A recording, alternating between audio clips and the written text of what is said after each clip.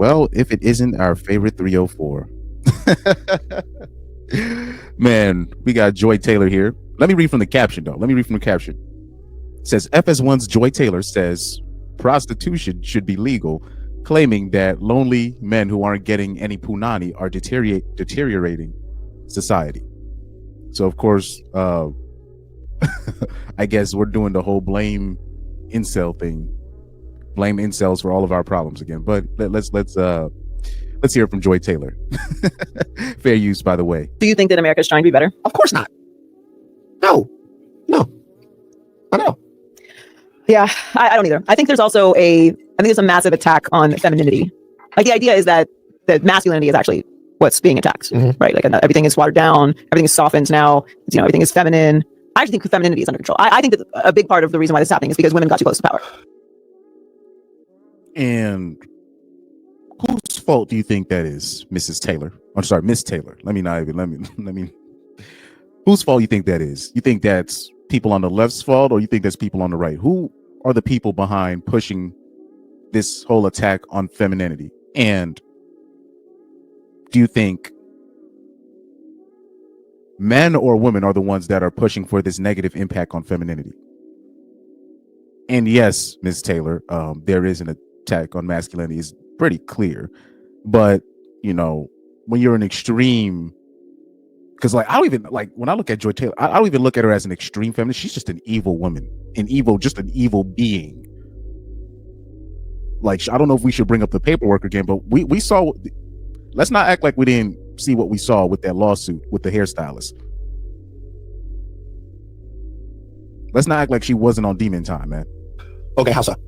The audacity that a black woman would run for president. This was their last stand. They're like, hold on, listen, we let you in boardrooms, we let you get credit cards. Running for president is too much audacity for us. When you have cute aggression, when you see something that's so cute, you just start spazzing out. They had audacity aggression. How the fuck could you do this? Yeah.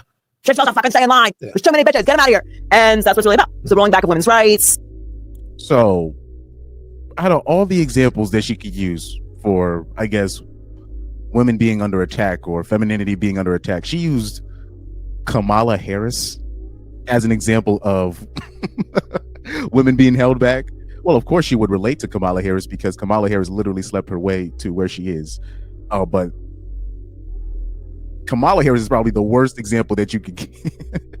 Out of all the female politicians you could use, or female people, just females in general, Kamala Harris is probably the worst person that you could use. This person was severely underqualified, and like I said, I don't really like bringing up politics on this channel because I don't like just anybody in that realm. They're running a game. But in terms of Kamala Harris as a person, vile. Not only that, but in terms of she didn't run on anything, bro. She didn't run on anything but I'm a black woman. That's all she was running on. She had no and I will help you terminate your pregnancies. And even with that, I remember she was on the Call Her Daddy podcast, and they gave her an easy layup question for her to answer, which was they were talking about women's rights and baby deletion rights. And even then she fumbled that question up. Even there she fumbled that question. But out of all the female politicians to use as an example of, oh my gosh, they didn't allow her to get in, I'm like, why Kamala? She was one of the worst. like Kamala Harris was so bad in terms of intellectually and out of place. Me personally, I believe Kamala Harris was a plant to make sure that they placed her there just to use her as an example of you see, this is why we can't put women in charge of things. I think that was really the purpose of her there. It's almost like, when they want to keep people of color out, they'll let the most disqualified person in. You know what I mean? They don't put the most qualified person, they put the most disqualified person in, or sorry, most unqualified person there. And when it clearly doesn't work out, they'll be like, you see, that's how bad Kamala was. That's what I think of her. But if we're putting it on paper and if this was completely genuine, this is the best this is the best female politician, or was it black female politician that they could push in terms of the Democrat side. I mean, damn. that's really not the best example to use, Ms. Taylor. There's too many bitches. Get them out of here. And that's what it's really about. So rolling back of women's rights and this push that women have somehow created this world where there's too much equality and we can make choices about when we have children, and that marriage rates are dropping because nobody wants to fucking deal with a cheating alcoholic man when you can just get your own apartment. Yeah. Guys are lonely.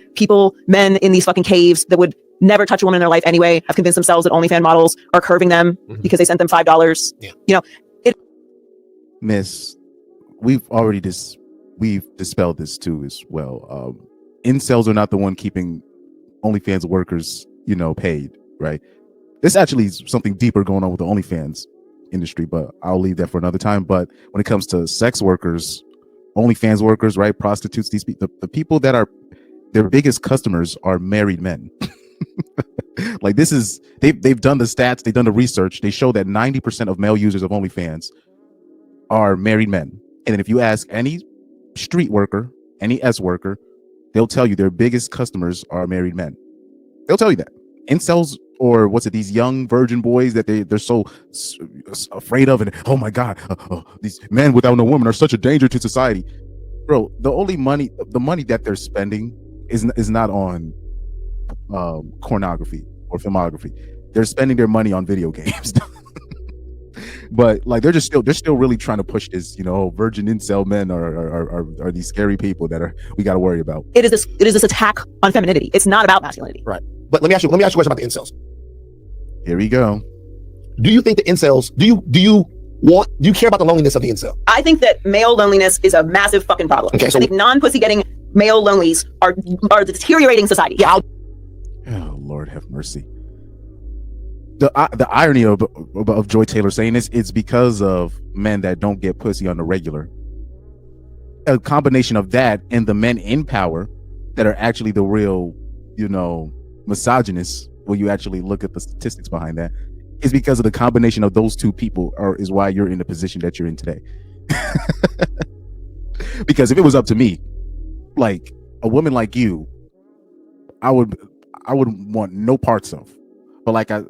But Joy Taylor, when you look at how she gets herself into certain positions, she sleeps her way into positions and blackmails them and plans to blackmail them on the back end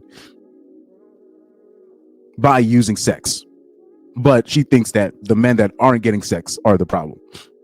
You see, this is where I'm starting to really think the real problem that they have when incels or people or men that don't get any punani is that there's no women that have leverage over them with sex. Because people don't understand, you sleeping with the woman has leverage over you, especially if you're working with her, especially if you're doing business with her.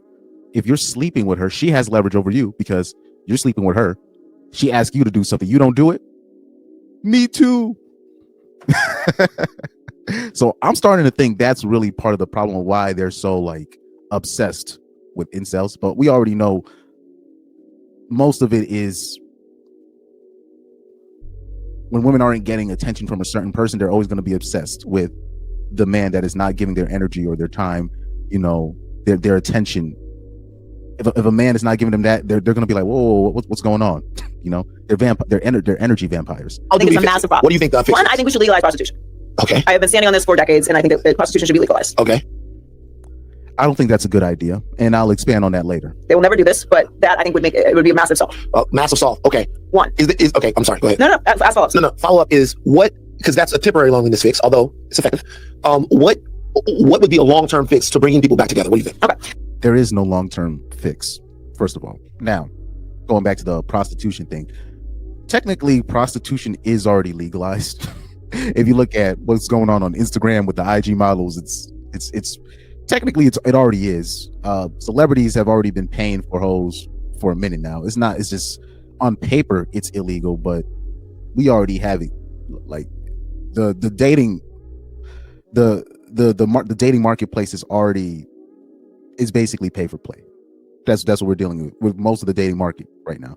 So it is what it is. Now, in terms of really legalizing prostitution, in terms of like having like brothels and stuff, like making it like where it's Las Vegas everywhere or certain districts in Nevada everywhere, this is where I will push back on this. I don't think it's good for young men.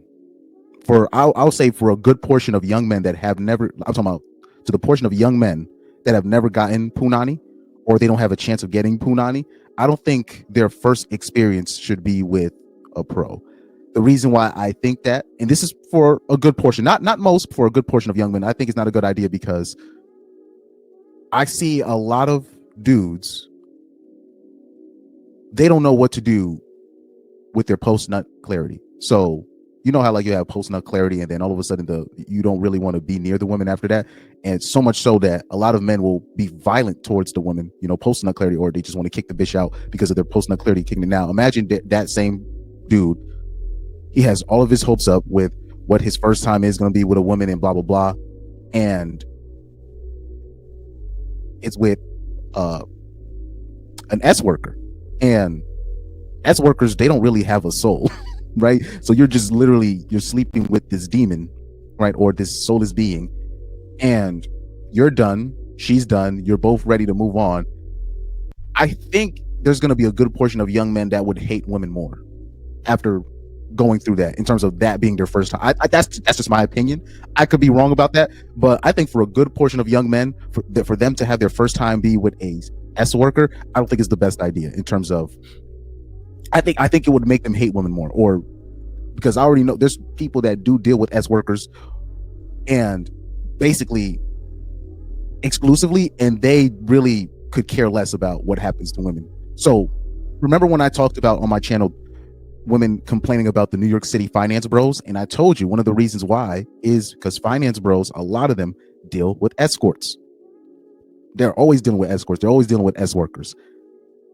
So because they're dealing with escorts and S workers, most women in the normie world, what they do is they try to lead with teasing the man with hopes of punani. But when you're dealing with finance bros, they already got that taken care of. So they're just literally coming up to the date like, okay, what else do you have to offer? And the women don't know what to do because most of them lead with, most normie women, they lead with the promise of, or a hint of, you might get this or you are going to get it tonight. And when somebody like a finance bro that's already dealing with escorts and prostitutes, they're literally like looking at the woman like, okay, what else can she do? Can that woman do for me except not or give me punani? So when they're dealing with a dude like that, they're like, damn, this guy's cold. So I don't like I said, if we were, I'm talking about if we were to legalize prostitution, like just for real, Joy Taylor, I don't even think you'd have a job. Like I'm talking about if it was just open. Joy, like the Joy Taylors of the world, these people, like they would not have, like Joy Taylor would still be married to her first husband, right? So I'll say this, particularly for the ladies, be careful what you wish for with that, especially I don't know, Joy Taylor, she'll say things, and she, anyways. So while it's a temporary fix, right, and many people will have some retorts to this, of course, it's not a simple solve, but I believe that straight male biology, and particularly men who have this sort of anger, is because they don't get physical intimacy, right? And they have convinced themselves the type of physical intimacy they would like is their favorite porn star or favorite OnlyFans girl or this unattainable beauty. Miss, the so-called incels or the men of this generation, they're not frustrated because OnlyFans or IG model workers aren't answering their DMs. They're frustrated because their looks match, or even women that are below them that are like, it could be a 3 or a 6. Their looks match thinks that they're way above them, and their looks match girls are getting the hookups with guys that are 10s or 9s, athletes or entertainers. A girl that's a 3 has an access, can I'm not gonna say have access, but can get an access to a guy way above her range. Those are the women that are frustrating the guys. It's not the 9s and the 10s or the 8s or the so-called IG models or the OnlyFans models or the S workers. It's their looks match. It's the women that are perceived to be on their level that are not giving the guys on their level a chance. On Instagram, who's never, ever, ever, ever going to fuck you or meet you or talk to you ever. So they don't look for the physical intimacy that is around them. They don't go outside of their home. They don't go down to the local library. They don't go to their local bar. They don't go join a social group in order to meet people because they feel that this fucking beautiful 10, whatever, is going to walk through their fucking front door and suck their dick. And that's never going to happen. But they sit there scrolling like, hey, in the DMs. And they believe then that the women are not responding to them because of feminism. Wait a minute. So are you telling me that when the pizza guy shows up to the door? So then by the rest of the clip, it's just going to talk about adult filmography. And I'm not going to go into that part, but that's just the one part of the clip that I wanted to go too. Just, obviously to sum it all up, Joy Taylor, she don't know what the hell she's talking about. And most people, they don't know what the hell they're talking about. I saw it coming though. I remember in 2022, I did predict that they were going to link the incels with the red pill.